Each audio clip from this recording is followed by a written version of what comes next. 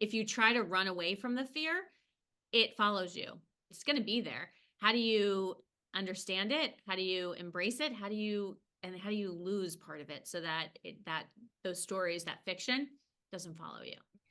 Welcome to the Promoted Podcast. I'm your host, Denise Harris, and today we're speaking to Ruth Rathblott. Ruth Rathblott is an expert in inclusion and belonging, a TEDx speaker, a best-selling author, and an award-winning former nonprofit leader. Born with a limb difference, Ruth speaks on the power of embracing uniqueness, unlocking untapped potential, and peak performance, and how the transformative act of unhiding leads to greater freedom and connection. Welcome, Ruth. Hi, Denise. It's great to have you on the show. I am so excited to be here with you. Yeah, me too. Me too. I mean, we've come a long way. We've known each other now for about, what, 8 years?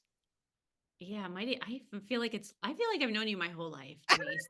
So, because you have been such an instrumental part in when you read out those pieces of my bio, you have been a huge piece of each and every one of them. So I wouldn't be where I am today without your support and your coaching. So I know. Well, thank you so much for saying that, Ruth. But essentially, you truly are a superstar. And really, it's a pleasure to have you on the show. Here at Promoted, we spend time talking to industry leaders, to experts, really about what does it take to get promoted, not just in the corporate or the nonprofit space, but also in terms of promoting yourself into a new position.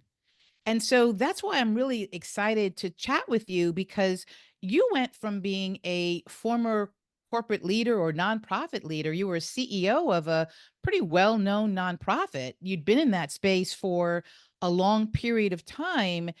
And now you've completely rebranded yourself. You know, as I said earlier, you're a professional speaker, you're a TEDx speaker, you've got two phenomenal books out. I mean, what's the catalyst that made you decide to pivot? And can you talk to us a little bit about how did you know that it was the right time to make a move like that? Sure. It's interesting, Denise. I was one of those people who always admired women who had two or three pivots in their career, right? And I looked at them and I said, "Well, that'll never be me. Like I'm on this path of nonprofit leadership and that's where I'm staying." And I didn't know that there was a possibility of pivoting. And it was actually a conversation around diversity and leadership that kind of prompted, really actually did prompt the idea of what is it that is my passion project? What is it that is my purpose in this space? And the conversation around diversity and leadership really challenged how people thought of diversity. It's how they thought of leadership. And I asked a really naive question during this conversation. I said, "Do you see me as diverse?" And I imagine some of your listeners, right, Denise, are hearing us. And I'm a white female. I use she series pronouns. I'm heterosexual. I'm not who you typically think of as diversity. And the answer back to that question was, yeah, we don't really see you as diverse. Maybe gender, that you can count the gender aspect. And I asked a follow-up question, which was, what about my disability? What about my limb difference? Because I was born missing my left hand. Mm. And the answer to that was, oh, well, we don't really see you as disabled either.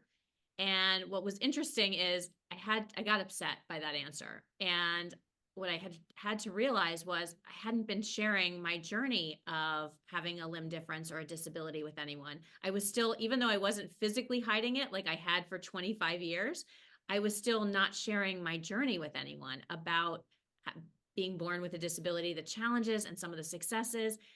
And I realized that hiding was still going on. And when I started speaking at companies and organizations about this idea of that I hid for 25 years and that I was still hiding because I wasn't sharing out, it resonated, Denise, with a lot of people because most of us are hiding something.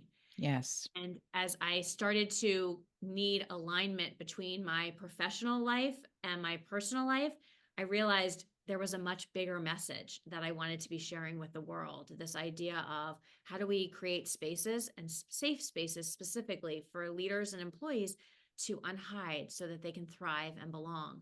And so I will say one of the biggest gifts you gave me in our work together in preparing for a pivot was to build a runway. And Mm, so that it wasn't just going to be all of a sudden I left nonprofit and became this professional speaker and author. It was a runway that I built. And so that part of that preparation was finding out my message, was getting support, building community, right? All those pieces and really understanding what my passion was and getting clarity around that. So the runway was a big piece of the prep because I don't think you do things with a flip of a switch or overnight. I don't think anyone does. Yet it seems like they do sometimes, right? Because we yeah. see them and all of a sudden they're in this new role and they're succeeding and they're successful. But that takes preparation, that takes work, that takes thoughtfulness and thinking. And that was a big piece for me is how do I align what I do professionally with what my personal passions are? Yeah. And I think the other piece of that too, Ruth, is it's a mindset shift, right? I mean, because you were a leader, right? You had a staff of people, you were making decisions, you're in charge of the day to day. And so to find your message and become inspired enough to leave that behind, because there's a lot of structure and certainty in that world, and really sort of promote yourself, if you will, to CEO of your own company, get out there and, let people hear your message. Like, it takes a lot. I mean, that's a mindset shift, right? I mean, in order to make a big change. And I know there's a lot of women, a lot of people in the workspace today. I think the numbers say 63% of the people out there don't want to be in the job that they're in. And that's a pretty significant number. What What's the mindset that someone has to have or that you had that helped you to make that pivot? Sure. I think a big piece of it is for those people who are in those jobs that they don't like and the women who are thinking about making shifts. For me, Denise, it was the idea of I didn't have to do it alone. And I think that sometimes we think we have to do it by ourselves. We have to do it single-handedly, right? We have to Yes. be out there. And yet I guess there's three things that come to mind when I thought about the mindset shift that I made. One was surrounding myself with really good support. So coaches, right? Getting someone, so because you don't have to do it alone. You actually can't do it alone Yeah. because it's the support and the grounding that you get from a coach that's so super helpful. I think the second piece of the mindset shift for me was getting comfortable with uncertainty.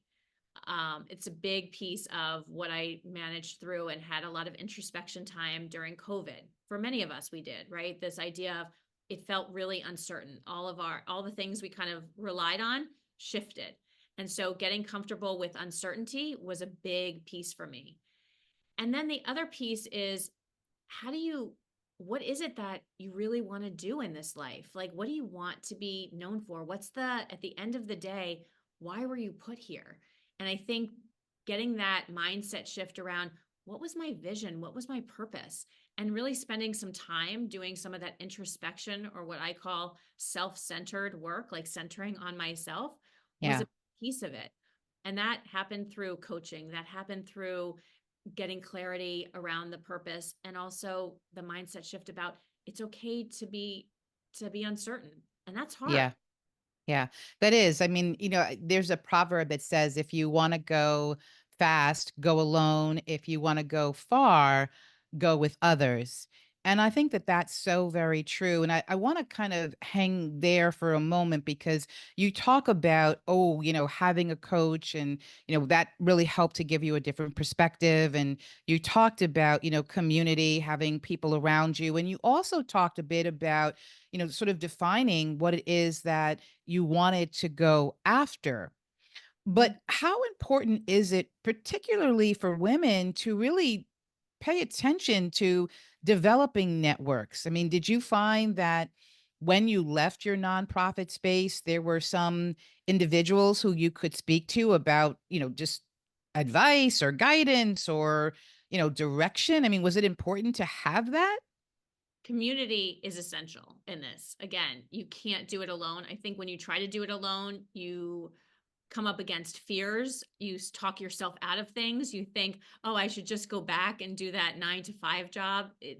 Being an entrepreneur or starting a new career, pivoting and and promoting yourself is scary. Yeah. There's a lot of fear behind it, right? And you can talk yourself out of it so easily. So community and connection is essential. It was critical for me, and it was finding support spaces where people were already doing some of this, and then some of it was finding people who were also taking that leap and finding that space. In addition to the coaching, it was also, yeah, I found the National Speakers Association, right? Thanks to you, really, like introducing me to that space. But it was finding people who were doing what I wanted to be doing, because that Yeah. was modeling for me, but it was also, I was able to ask the questions, or on some of the tough days, I was able to get support. On some of the amazing days, I was able to get support. Like, oh, this is really good. And so building out so you don't feel so alone, because you're right. When I had that structure of that nonprofit life, there was a team built in, right? There were people who I would come in with a big vision. We would work on it together, and then they would go and make it happen. I Yeah. would delegate it and they would make it happen. When you're on your own, you, you still have that creative vision, like you're creating things, and yet what it feels like at first is you're creating a lot of it by yourself. And how do you find those supports? How do you find those connections to help you challenge some of the thinking too? Yeah. Is this a good idea? How do you push it further? Because that's what Yeah. a team did for me in the workplace. And now, how do I find those people and those supports outside was Yeah. definitely important. It can become really isolating as well. I mean, I know when I left the corporate space, that was a big thing for me, is that it really felt lonely. I mean, Yes. one of the things I did was, I got involved in a sort of a shared workspace environment where there were other entrepreneurs, other business owners working. And that was really good because it gave me some connection to other people, to other folks who were doing hard things. And I think that that's so important.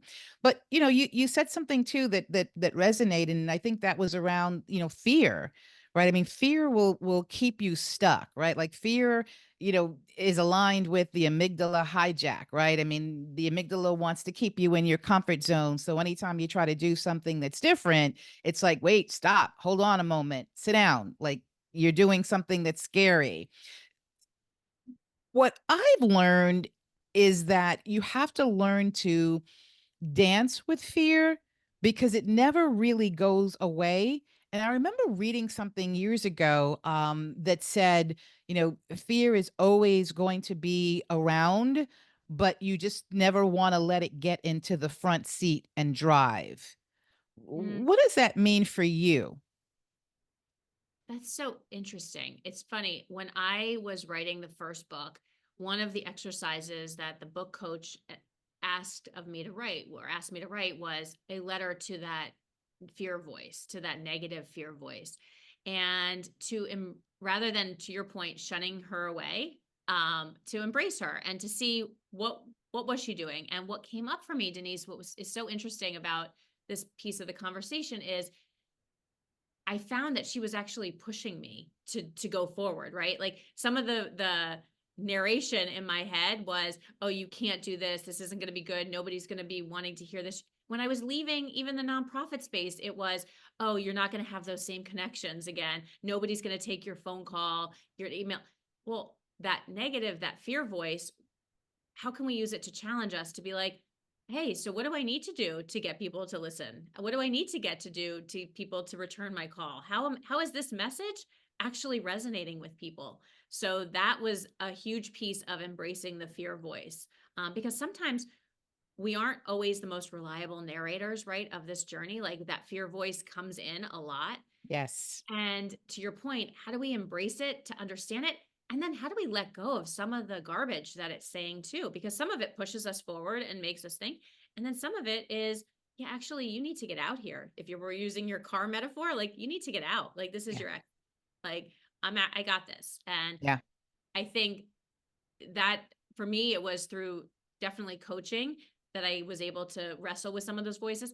And I will say for me, it's a journaling practice that I have too. Journaling about it and understanding that voice and writing that letter to that negative voice was Yeah. really important because then I could see it and I can actually name it versus it just being filled with anxiety and fear. I love that you said that you sort of learned to manage it, and reframe it in a way that sort of inspired you, right? I mean, and motivated you rather than keeping you standing still. And it's still and it's not like it turned off totally, by the way, right? It's still with there, and she checks in every once in a while, and like, "Oh, why are you doing this? You shouldn't be doing this. What nobody's listening." And I have to challenge that and literally sit with it Yeah. and challenge it. I think that's the best way to say it and to confront it, like, to be like, "Okay, why is no one really listening?" And going to remind myself of the spaces where people are listening and challenging that voice and and trying to figure out where it's coming from too. Yeah. And I think I hear you saying that you have to be able to discern what's fact Yes. from the limited stories that we tell ourselves, right? Like, what's really true? Is it true that folks aren't going to be listening? Is it true that you will, lose your network or that folks won't want to be on board? I mean, that's a big component is really being able to separate what are the facts from these stories that we tell ourselves that hold ourselves back. Right. The fiction.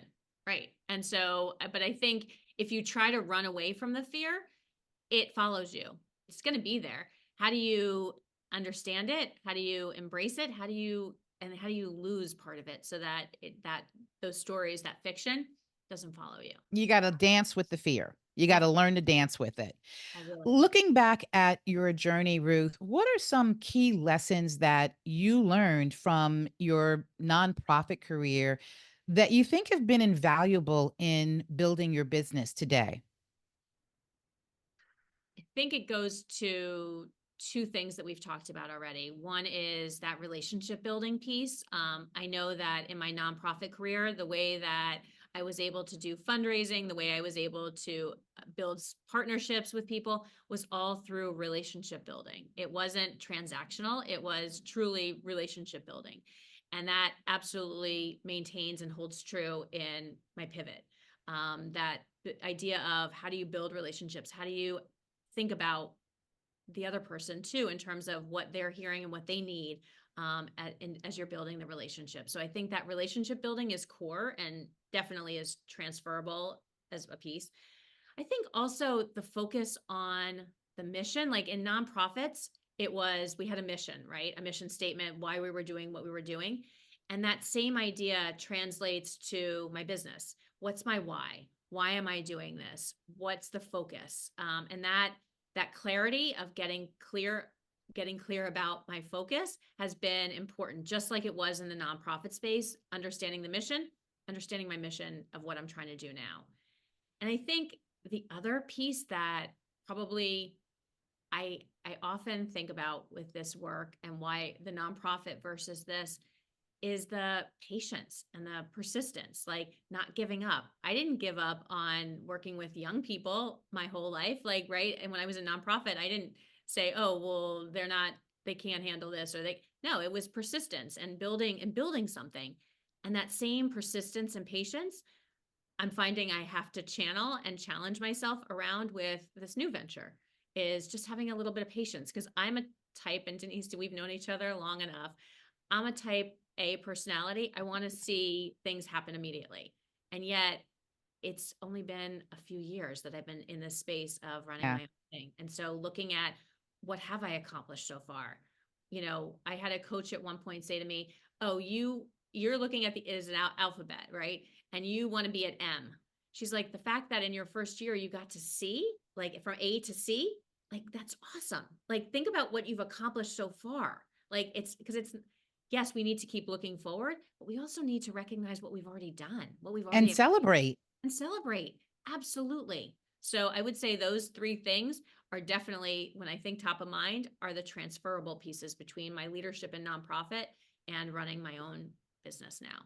Relationship building, having a mission, and then just really having some patience. I mean, I think I tell people, and I also remind myself that building a business is a marathon, not a sprint. Yes, yes, 100%. Yeah. And if you think it's different, if it's not that, then maybe you're not really building a business. You're working on a project. So That's a hey, that's a good way to think about it.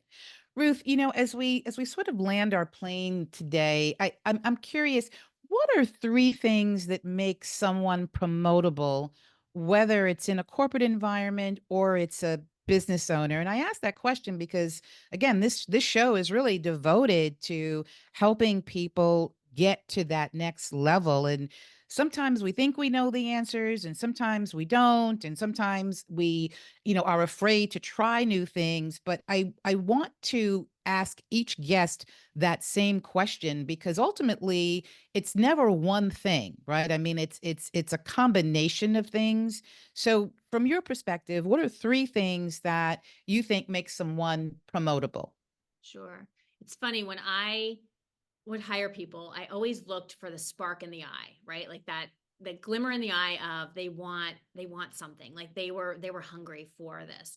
And then once they got into the position, I looked at three things to promote them. I looked for someone who was curious, Denise, someone who wanted continuous learning, right? That idea of pushing it forward, not just being like, "Oh, I did it, I did my job." Like, but what's the continuous learning? Where did they want extra support outside? Where did they want support inside? So that curiosity was always huge to me in terms of promotion. I think the second piece was the idea of empathy, right? Like somebody who had emotional intelligence, who had empathy, not just for themselves, but for others, right? Because that's truly the definition of Yeah. empathy. How do we think about others and how do we put ourselves sometimes not just in their shoes, but how do we understand what they're going through? So that empathy piece, I looked for the people to promote who had empathy for others, like who had showed that emotional intelligence. And then the third thing I would say is it was somebody who who took initiative, who thought outside the box, right? Who Mm, I could see where their fingerprints were on a project because they brought themselves to the project. They thought of something next. It was that out of the it was those out of the box thinkers who were so ready for next. Those and it wasn't about seeking a title change. It wasn't about, the glory sometimes that comes along with promotion. It was about the idea of moving our organization forward. And those were really the three things. Like I think about again, it's that curiosity, that wanting to learn. So yeah. wanting ask for support sometimes when you need it, not having to have all the answers, that emotional intelligence around empathy, and that idea around taking initiative, thinking outside the box. What else could we be doing? And sometimes that, and often that was captured really in that first interview. I could see it in the glimmer in the eye. Yeah, I love that. The spark in the eye. I absolutely love that. So Ruth, I want to just give you like a moment or two to tell us about your book because you just recently put out a second book which I'm really excited about, and congratulations on that. Can you tell our listeners just maybe a brief snapshot about what the second book is about, and also how can we get access to it? Sure. Thank you for that opportunity too. So my first book single-handedly was my journey of hiding to unhiding, right? It was the idea of what did I learn? What were the vignettes and insights and questions? And then the second book is really turning the tables to you, Denise, and to your audience. It's what are they hiding? What is hiding? What kind of hider are you? I have in there what I've been told is not a Cosmo quiz, but a BuzzFeed quiz to be relevant. And thinking about what type of hider are you? Because there's four types of hiders. And then how do we unhide? How do we unhide in our personal lives? And how do we unhide in our professional lives? Because most of us are hiding something and it holds us back from thriving and belonging. It holds us back from reaching our potential and understanding possibilities. And so this book is really a guide and a toolkit to thinking about hiding and the solution of unhiding. It's a Wow, and it's called Unhide and Seek. Live your best life, do your best work. And I it's love available it. Where wherever can we get it? yeah, it's on Amazon, it's on barnesandnoble.com, it's on anywhere that you can search for Unhide and Seek, live your best life, do your best work. It's everywhere. Well, I know you just put the book out, and thank you for sending me a copy. I'm looking forward to digging in. Ruth, it's been wonderful to speak with you today, and I feel like I've learned so much. I hope you will be a friend of the Promoted podcast and come back and see us sometime and keep us abreast on all the new things and wonderful things that you're doing outside in this big world. I'm so excited that you're launching this podcast, Denise. It is awesome and it is needed. And I know your audience is going to learn from you and from all your guests because you're Well, thank you. Thank you, Ruth. I really appreciate that. And thank you for being on Promoted. And for those of you listening today, if you got something out of this, and I know you have, please share it with others so that they can benefit as well. And we'll see you soon in the next episode of Promoted.